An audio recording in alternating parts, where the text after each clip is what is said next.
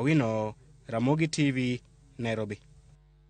Kapod wantiere wachno seche manok tok doho mar apil goro ng'eto mayango osuru ma ing'ado ne gero udi mane onge gonyore kaka madhi ataro kod chik oganda Jo-Kenya wuok oko mar yango pachgi ewi ng'etono. Jong'ad buche Lydia Chode, John Mativo kod Gashoka ne odagi kwayo mar piny owacho mar puodho osuruno, kamoko oganda Jo-Kenya orwako kama moko to kwedo ng'etono. Thoth jopiny onyiso mor margi ewi ng'eto mar doho mar apil mokumo ng'eto mar osuru mar kwan 1.5 e osara, ka giyango ni mane en fuong'ruok ne oganda Jo-Kenya mosebedo kod osigo e weche mag osara kod yuto e seche ma ochumi medo rochore. Kot otimo gima duong' kendo kot okonyo jopiny, nikech kwang'iyo housing levying utegi osega bedo kigero gi gato, pok waneno kama japiny manyaka mondik e sirikal kawuono ochako chulo pes ute mokia kala nobro dake.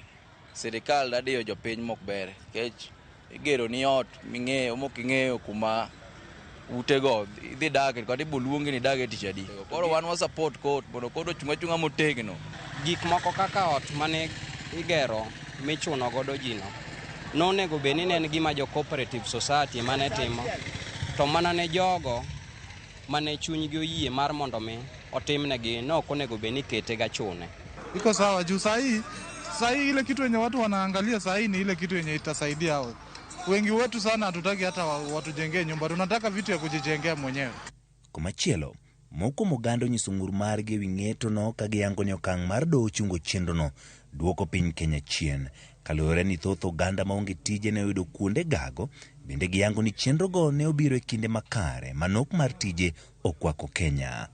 Apingo kot mar Kenya kuom wito oko ajenda mar sirikal mar gero ne ji udi ma bechgi yot, kendo tijni ne ondiko ji mang'eny mane Jo-Kenya mang'eny, vijende mang'eny oseyudo tich, kendo sani koro gidhi koso tich. Nyiso ni vijende mang'eny dhi dok e kuo kendo gidhi nego ji mang'eny kaluwore ni koro gikoso tich.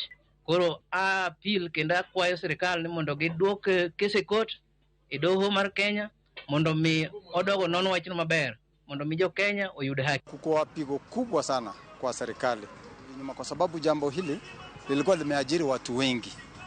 Magitimore seche ma piny owacho yango biro mole doho mamalo mogik mano ma Supreme mar mako apil ka gidwaro mondo chenrono odhi nyime.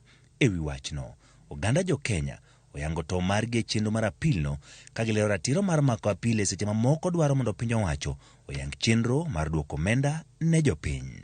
Koro nikech sirikal kata mana ker be chik oyiene no nyalo dhi e kot machielo mondo mi oyud kaka ong'ado pesa wano e yo mayot. Odhi e kodno, lakini wan kaka jopiny wambe wabiro dhi mane kodno nikech pesa wa mano osebedi king'ado nikech gini ne kot oseyudo ni en gima ne time tok chik. Pesa wago mondo duoknwa e bengi wa kuonde mane ng'ado gie, oduok gi account wa mondo wayudgi. Ile tuomba ile yenye tulikuwa tumekatwa awali turudishiwe. Musigo ilikuwa imekuwa kubwa mingi sana kwetu.